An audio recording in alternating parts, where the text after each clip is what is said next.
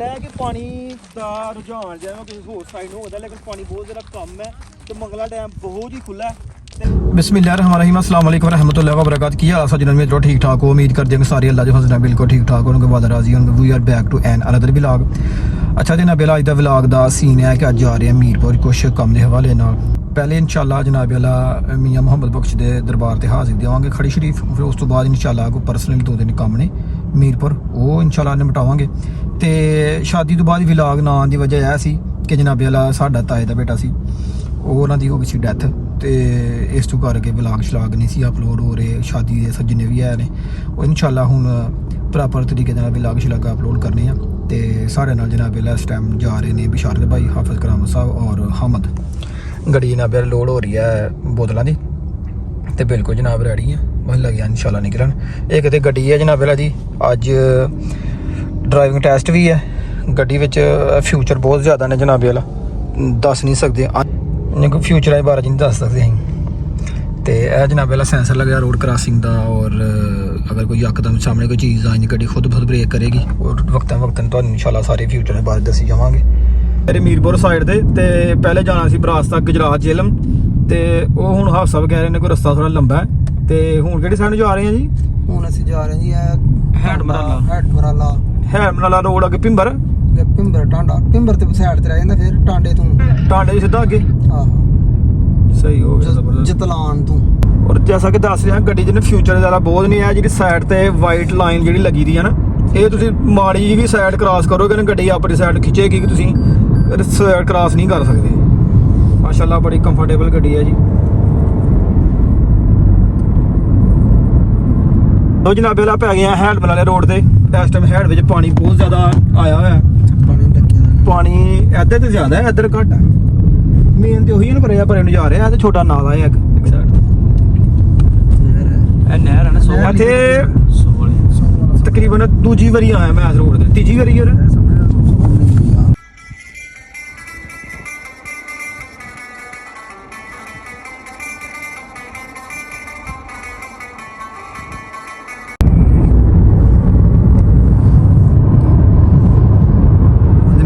जा रहे हो मीरपुर जा रहे हैं पिछले रोड पहली बार जिंदगी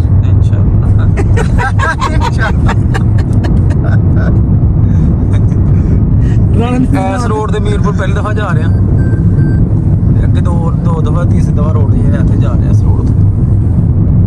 मैं जनाब आपे पहली बारी इस रोड से जा रहे हैं, लेकिन इस रोड से जाने मज़ा आ रहा है। कंफर्टेबल रोड है, रश भी एडा कोई खास नहीं, रोड भी बेहतरीन है और करीब तरीन रोड है, बजाए कि बंदा पहले जाए गुजरात जेल वाला उसा खारियां हो फिर बंदा मंदरे तू मीरपुर जाए। हाफ साहब ने कहा जी कि शार्टकट रोड है जोड़ा जल्दी असी 1.5 घंटे की मुसाफत तय करने तो बाद पहुँच सकते हैं मीरपुर। उस रोड से रवा दवा आ इंशाल्लाह अजीज तो वक्फन अपडेट देते रहोगे।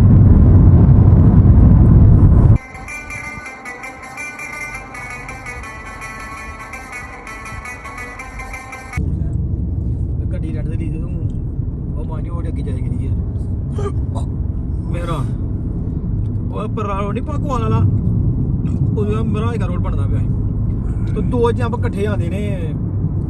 जनाबे वाला असी इस टाइम भीमर रोड से रवा दवा एक बड़ा जबरदस्त पुल क्रॉस किया, तो अगे हूँ कश्मीर च इंटर हो गए हैं, पाकिस्तान चो निकल के कश्मीर च इंटर हो गए हैं, मतलब कि पंजाब चो निकल के कश्मीर च इंटर हो गए हैं।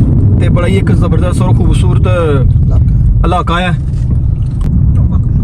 आपस में कोई गलबात चलती पी, 2 जिमींदार बैठे थे, होरे को लैन देन की गल चलती पी, लेकिन गल उन्हें की भाभियां फिट कोट जहा मिला गया बंदा भी दाता साहब दरबार से बैठे सामने को मलंग टैप उन्होंने जरूरत ही सिर्फ 10 रुपये की।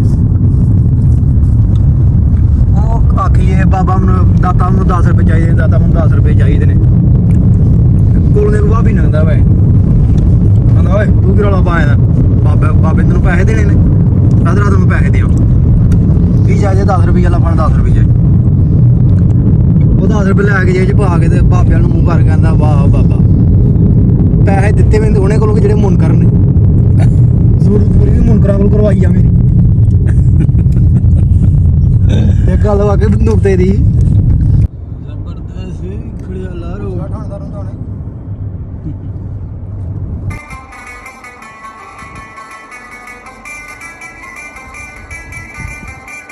ਲੋ ਜਨਾਬ ਬੇਲਾ ਸੀ ਨਾ ਤਲਾ ਕੰਗ ਰੋਡ ਤੇ ਪਏ ਜਾਂ ਰੋਡ ਅਸੀਂ ਭੁੱਲ ਗਏ ਆ ਮੈਪ ਨੇ ਸਾਨੂੰ ਇੱਕ ਲੋਕਲ ਰੋਡ ਤੇ ਪਾ ਦਿੱਤਾ ਤੇ ਅਨ ਕਰੀਬ ਥੋੜਾ ਜਿਹਾ ਮੇਨ ਰੋਡ ਆਣੇ ਵਾਲਾ ਬੜਾ ਖੱਜਲ ਖਰਾਬ ਹੋਣ ਤੋਂ ਬਾਅਦ ਜੇ ਰੋਡ ਕੈਸਾ ਪਿੰਡਾਂ ਥਾਵਾਂ ਦੇ ਵਿੱਚੋਂ ਨਿਕਲੀਆਂ ਵਿੱਚੋਂ ਮੈਪ ਸਾਨੂੰ ਪਾ ਕੇ ਲਈ ਜਾ ਰਿਹਾ ਜੋ ਮੈਪ ਕਹਿ ਰਿਹਾ ਉਹਦੇ ਮੁਤਾਬਕ ਤੁਰੀ ਜਾ ਰਹੇ ਆ ਲੇਕਿਨ ਇਹ ਇਲਾਕਾ ਵਾਕਈ ਖੂਬਸੂਰਤ ਹੈ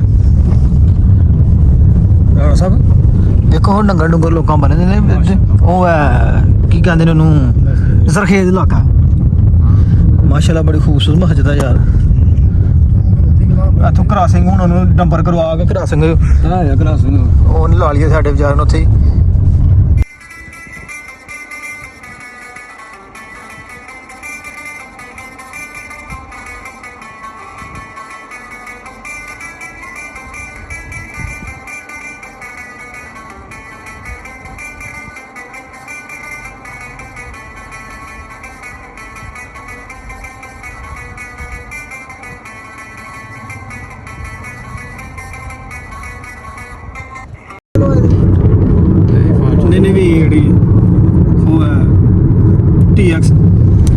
ਲੋ ਜਨਾਬ ਬੇਲਾ ਆਪਣਾ ਜਿਹੜਾ ਸੀ ਨਾ ਕੰਮ ਪਰਸਨਲੀ ਉਹ 2-3 ਬੰਦਿਆਂ ਨੂੰ ਮਿਲਿਆ ਅਲਹਮਦੁਲਿਲਾ ਅੱਛਾ ਹੀ ਰਿਸਪੌਂਸ ਮਿਲਿਆ ਤੇ ਕੋਈ ਡਿਸੀਜਨ ਬਾਅਦ ਚ ਲਵਾਂਗੇ ਫਿਲਹਾਲ ਅਸੀਂ ਵਾਪਸੀ ਨਿਕਲ ਰਹੇ ਹਾਂ ਤੇ ਮੌਸਮ ਵੀ ਜਿਹੜਾ ਹੋ ਗਿਆ ਬਾਰਿਸ਼ ਵਾਲਾ ਹੀ ਹੋ ਗਿਆ ਤੇ 5 ਜਨਾਬ ਬੇਲਾ ਵੱਜ ਗਏ ਨੇ ਤੇ ਸ਼ਾਮੀ ਜਾ ਕੇ ਨਾ ਕੋਈ 9-10 11 ਵਜੇ ਜਾ ਕੇ ਸਿਆਲਕੋਟ ਸ਼ਹਿਰ ਚ ਪਹੁੰਚਣਾ ਅੱਲਾਹ ਖੈਰ ਕਰੇ ਤੇ ਹਾਂਜੀ ਰਾਣਾ ਸਾਹਿਬ ਕਿਹਦਾ ਮਹਿਸੂਸ ਕਰ ਰਿਹਾ ਇਸ ਇਲਾਕੇ ਚ ਮਜ਼ਾ ਮੈਂ ਕਹਿੰਦਾ ਪਹਿਲੀ ਦਫਾ ਆਇਆ ਤੇ ਬੜਾ ਮਜ਼ਾ ਆਇਆ ਠੀਕ ਹੋ ਗਿਆ ਬਿਲਕੁਲ ਨਵੀਂ ਚੀਜ਼ਾਂ ਵੇਖੀਆਂ ਨਵੀਆਂ ਸੜਕਾਂ ਵੇਖੀਆਂ ਨੇ ਔਰ ਕੀ ਐਕਸੈਪਟ ਕੀਤਾ ਤੁਸੀਂ ਇਸ ਆਬਾਦੀਆਂ ਤੋਂ ਇਸ ਇਲਾਕੇ ਤੋਂ ਮਤਲਬ ਇਹਨਾਂ ਲੋਕਾਂ ਦਾ ਰਹਿਣ ਸਹਿਣ ਕੀ ਹੈ ਇੱਧਰ ਦੇ ਲੋਕ ਬੜੇ ਖੁਸ਼ ਮਿਜ਼ਾਜ ਲੋਕ ਨੇ ਔਰ ਮਹਿਮਾਨ ਨਵਾਜ਼ ਲੋਕ ਨੇ ਬੜਾ ਮਜ਼ਾ ਆਇਆ ਜਨਾਬ ਮਿਲ ਕੇ ਜਿਨ੍ਹਾਂ ਦੋਸਤਾਂ ਨੂੰ ਮਿਲੇ ਆ ਕਿਉਂਕਿ ਉਹਨਾਂ ਨਾਲ ਪਹਿਲੀ ਮੁਲਾਕਾਤ ਨਹੀਂ ਸੀ ਪਹਿਲੀ ਦਫਾ ਮੁਲਾਕਾਤ ਸੀ ਉਹਨਾਂ ਨਾਲ ਪਹਿਲੀ ਮੁਲਾਕਾਤ ਸੀ ਲੇਕਿਨ ਫੀਲ ਹੈ ਹੋ ਰਿਹਾ ਸੀ ਲੇਕਿਨ ਜਿਵੇਂ ਸਾਡੇ ਬਹੁਤ ਹੀ ਪੁਰਾਣੇ ਉਹਨਾਂ ਨਾਲ ਤਲਕ ਨੇ ਬੜਾ ਹੀ ਪੁਰਾਣਾ ਯਾਰਾਨਾ ਹੈ ਇੰਦਾਂ ਉਹਨਾਂ ਨਾਲ ਗੱਲਾਂ ਬਾਤਾਂ ਕਰਕੇ ਸਾਨੂੰ ਫੀਲ ਹੋਇਆ ਬਹੁਤ ਅੱਛੇ ਲੋਕ ਨੇ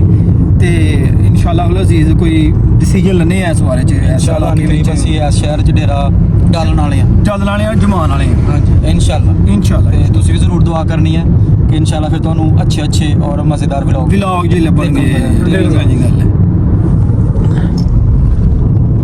ਡਰਾਈਵਿੰਗ ਸੀਟ ਤੇ ਜਨਾਬ ਬਿਸ਼ਾਰਾ ਸਾਹਿਬ ਨੇ ਹਾਂਜੀ ਜਨਾਬ ਠੀਕ ਹੈ कैसी ड्राइविंग जा रही है इस इलाके पहाड़ी इलाके ਜ਼ਬਰਦਸਤ ਜੀ ਬੜਾ ਮਜ਼ਾ ਆ ਰਿਹਾ ਬੜਾ ਕੁਝ ਸਿੱਖਣ ਵਾਸਤੇ ਮਿਲਦਾ ਪਿਆ ਕਿਉਂਕਿ ਪਹਿਲੀ ਦਫਾ ਪਹਾੜੀ ਇਲਾਕੇ ਦੇ ਵਿੱਚ ਡਰਾਈਵ ਕਰ ਰਹੇ ਆ ਕੀ ਬਾਤ ਤੇ ਬੜਾ ਕੁਝ ਨੌਲੇਜ ਮਿਲਦਾ ਪਿਆ ਸਿੱਖਣ ਵਾਸਤੇ ਮਿਲਦਾ ਪਿਆ ਡਰਾਈਵ ਨੂੰ ਕਿਸ ਤਰ੍ਹਾਂ ਅੱਛੇ ਤਰੀਕੇ ਨਾਲ ਸਰ ਅੰਜਾਮ ਦੇਣਾ ਡਰਾਈਵ ਦੇ ਉਹਦੇ ਨੂੰ ਤੇ ਇਨਸ਼ਾਅੱਲਾ ਦੁਆ ਕਰੋ ਤੁਸੀਂ ਵੀ ਦੁਆ ਕਰੋ ਕਿ ਇਨਸ਼ਾਅੱਲਾ ਅਸੀਂ ਸੇਫਲੀ ਆਪਣੇ ਮੰਜ਼ਿਲ ਮਕਸੂਦ ਤੇ ਪਹੁੰਚ ਜਾਈਏ ਆਮੀਨ ਆਮੀਨ ਕਹਿੰਦਾ ਜਨਾਬ ਬਿਲਾਮਾ ਸਾਹਿਬ ਨੇ ਜਨਾਬ ਦੇਖੀ ਅੱਗੇ ਜੀ ਉਹਨਾਂ ਕਿਹਾ ਜੀ ਠੀਕ ਆ ਓਕੇ ਆ ਸਾਰਾ ਕੁਝ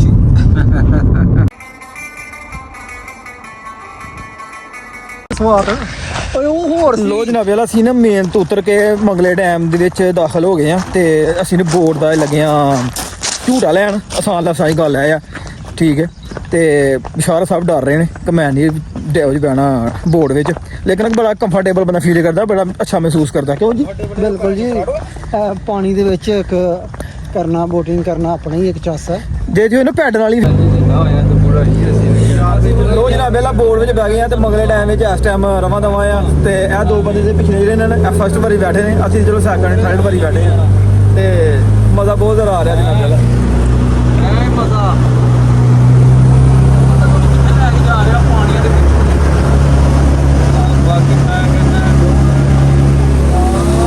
ਹਾਂਜੀ ਠੀਕ ਹੈ ਜੀ ਫਿਲਹਾਲ ਤੇ ਠੀਕ ਹੈ ਸਿਸਟਮ ਅੰਦਰ ਖਾਤਾ ਅੱਗੇ ਦਾ ਪਤਾ ਨਹੀਂ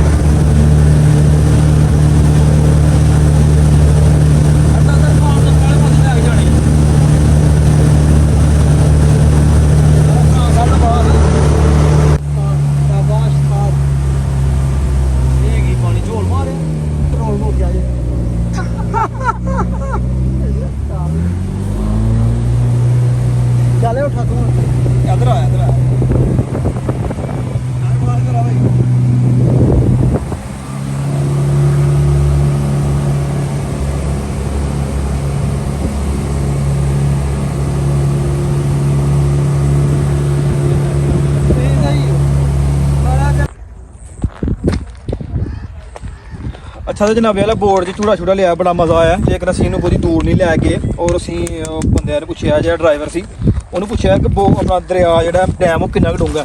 ਉਹਨੇ ਕਿਹਾ ਭਾਜੀ 500 ਫੁੱਟ ਮੈਂ ਕਹਿ ਸਕਦਾ, ਲੇਕਿਨ ਇਸ ਤੋਂ ਵੀ ਜ਼ਿਆਦਾ ਡੂੰਘਾ ਹੈ। ਇਹ ਤੁਸੀਂ ਦੇਖ ਰਹੇ ਹੋ ਸਾਰਾ ਥੱਲੇ ਪਥਰੀਲਾ ਇਲਾਕਾ ਹੈ। ਜਿਹਨੂੰ ਅੱਜ ਪਾਣੀ ਆਇਆ ਹੁੰਦਾ ਨਾ, ਇਹ ਚੀਜ਼ ਕੋਈ ਨਜ਼ਰ ਨਹੀਂ ਆਉਂਦੀ। ਇਹ ਟਿੱਬੇ ਛਿੱਬੇ ਇਹ ਸਾਹਮਣੇ ਨਜ਼ਰ ਆ ਰਹੇ ਨੇ। ਦਿਖਾਓ ਜੀ ਪਰੇ, ਇਹ ਬਿਲਕੁਲ ਪਾਣੀ ਨਾਲ ਦਬ ਜਾਂਦੇ ਨੇ ਸਾਰੇ। ਇਹ ਸਾਰੇ ਜਿੰਨੇ ਪੱਥਰ ਪੁੱਥਰ ਨਜ਼ਰ ਆਣੇ ਬਿਲਕੁਲ ਲੁਕ ਜਾਂਦੇ ਨੇ। ਤੇ ਹਾਫ ਸਾਹਿਬ ਲੱਗੇ ਨੇ ਹਿਸਟਰੀ ਦੱਸਣੇ ਦੀ। ਅੱਜ 2009 ਦੇ ਵਿੱਚ ਅਸੀਂ ਆਏ ਹਾਂ ਜੀ ਮੰਗਲਾ ਡੈਮ ਦਾ ਵਿਜ਼ਿਟ ਕਰਨ ਮਦਰਸੇ ਦੌਰ 'ਚ। ਤੇ ਅਸੀਂ ਨਾ ਪੱਥਰਾਂ ਦੀਆਂ ਚੁੱਲ੍ਹਾ ਬਣਾ ਕੇ ਨਾ ਪੱਥਰਾਂ ਦੀ ਚੁੱਲ੍ਹ ਬਣਾ ਕੇ ਤੇ ਅਸੀਂ ਬਿਰਿਆਨੀ ਪਕਾਈ ਸੀ। ਕਿਆ ਬਾਤ। ਉਸ ਤੋਂ ਬਾਅਦ ਮੰਗਲਾ ਡੈਮ ਦੇ ਵਿੱਚ 2025 'ਚ ਆਏ ਹਾਂ, ਯਾਨੀ ਕਿ 16 ਸਾਲ ਬਾਅਦ। ਤੇ ਬਿਲਕੁਲ ਸੇਮ ਉਸੇ ਤਰ੍ਹਾਂ ਹੀ ਹੈ। ਫਰਕ ਆਇਆ ਕਿ ਉੱਪਰ ਵਾਲਾ ਰੋਡ ਨਹੀਂ ਸੀ ਬਣੇਗਾ, ਸਾਨੂੰ ਆਰਮੀ ਨੇ ਉੱਪਰ ਨਹੀਂ ਚੜ੍ਹਨ ਦਿੱਤਾ। ਔਰ ਬੜੀ ਅਸੀਂ ਸਿਫਾਰਿਸ਼ ਪਾ ਕੇ ਤੇ ਉੱਪਰ ਆਏ ਹਾਂ ਤੇ ਫਿਰ ਥੱਲੇ ਵੀ ਉਤਰੇ ਹਾਂ। ਔਰ ਉਦੋਂ ਪਾਣੀ ਦੀ ਜਿਹੜੀ ਹੈ, ਪਾਣੀ ਦਾ ਬਹਾਅ ਬਹੁਤ ਉੱਪਰ ਸੀ ਤੇ ਹੁਣ ਤੇ ਪਾਣੀ ਬੜੀ ਨੀਚੇ ਚਲਾ ਗਿਆ ਤਾਂ ਬਹੁਤ ਦੂਰ ਹੈ। ਇਨ ਸ਼ਾਰਟ ਗੱਲ ਹੈ ਕਿ ਪਾਣੀ ਦਾ ਰੁਝਾਨ ਜਿਵੇਂ ਕਿਸੇ ਹੋਰ ਸਾਈਡ ਨੂੰ ਹੁੰਦਾ, ਲੇਕਿਨ ਪਾਣੀ ਬਹੁਤ ਜ਼ਿਆਦਾ ਕਮ ਹੈ ਤੇ ਮੰਗਲਾ ਡੈਮ ਬਹੁਤ ਹੀ ਖੁੱਲ੍ਹਾ ਹੈ। ਤੇ ਅਸੀਂ ਪਹਿਲਾ ਫਸਟ ਐਕਸਪੀਰੀਅੰਸ ਹੈ ਕਿ ਮੰਗਲਾ ਡੈਮ ਵਿੱਚ ਉਤਰ ਕੇ ਜੋ ਤਸਵੀਰਾਂ ਬਣਾਈਆਂ ਨੇ ਔਰ ਜਨਾਬੇ ਵਾਲਾ ਝੂਟਾ ਲਿਆ ਆ। ਤੇ ਇਹ ਸਾਰਾ ਪਧਾਨਾ ਇਲਾਕਾ ਆਪਣਾ ਦੂਸਰਾ 2009 ਚ ਆਇਆ। ਕਿਉਂਕਿ ਜਨਾਬੇ ਵਾਲਾ ਇਨਸ਼ਾਅੱਲਾ ਹੁਣ ਨਿਕਲਦੇ ਹਾਂ ਵਾਪਸੀ ਆਪਣੇ ਸਿਆਲਕੋਟ ਦੀ ਤਰਫ। ਸ਼ਾਮ ਬਹੁਤ ਜ਼ਿਆਦਾ ਪੈ ਗਈ ਆ, ਤਕਰੀਬਨ 6 6:30 ਦਾ ਟਾਈਮ ਹੋ ਗਿਆ ਤੇ ਇਨਸ਼ਾਅੱਲਾ ਸਿਆਲਕੋਟ ਜਾ ਕੇ ਤੁਹਾਨੂੰ ਅਪਡੇਟ ਦਿੰਦੇ ਆ। Let's go.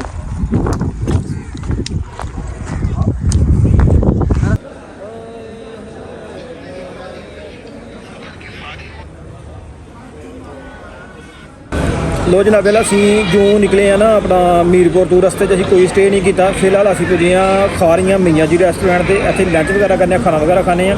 ਫਿਰ ਇਨਸ਼ਾਅੱਲਾ ਆਪਣਾ ਅਗਲਾ ਸਫ਼ਰ ਫਿਰ ਕੰਟੀਨਿਊ ਕਰਨੇ ਆ ਕਿਉਂਕਿ ਭੁੱਖ ਬਹੁਤ ਜ਼ਿਆਦਾ ਲੱਗੀ ਦੀ ਹੈ। ਤੇ ਹਜੇ ਤਕਰੀਬਨ ਸਾਡਾ ਸਫ਼ਰ 2-2.5 ਘੰਟੇ ਦਾ ਹੋਰ ਸਫ਼ਰ ਸਾਡਾ ਮਗਰ ਬਕਾਇਆ ਰਹਿ ਗਿਆ। ਬੜੀਆਂ ਨੇ ਸਾਰੀਆਂ ਨੀਚੇ ਵਾਲੀ ਬੜੀ ਆ।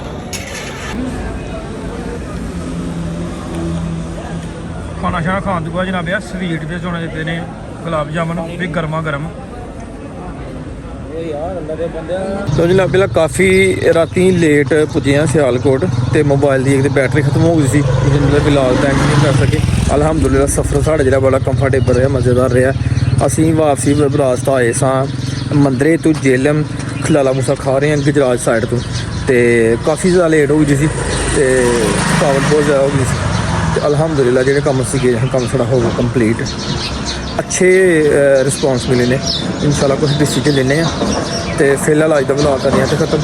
ਆਪਣੇ ਮੇਜ਼ਬਾਨ ਬੰਦਿਆਂ ਨੇ ਸ਼ਫਾਕ ਹੈ ਬੰਦੋ ਇਜਾਜ਼ਤ। ਆਪਣਾ ਬਹੁਤ ਸਾਰਾ ਖਿਆਲ ਰੱਖਣਾ, ਦੁਆਵਾਂ ਯਾਦ ਰੱਖਣਾ। ਫੀ ਇਮਾਨਿल्लाह। ਓਕੇ, ਅੱਲਾਹ ਹਾਫਿਜ਼।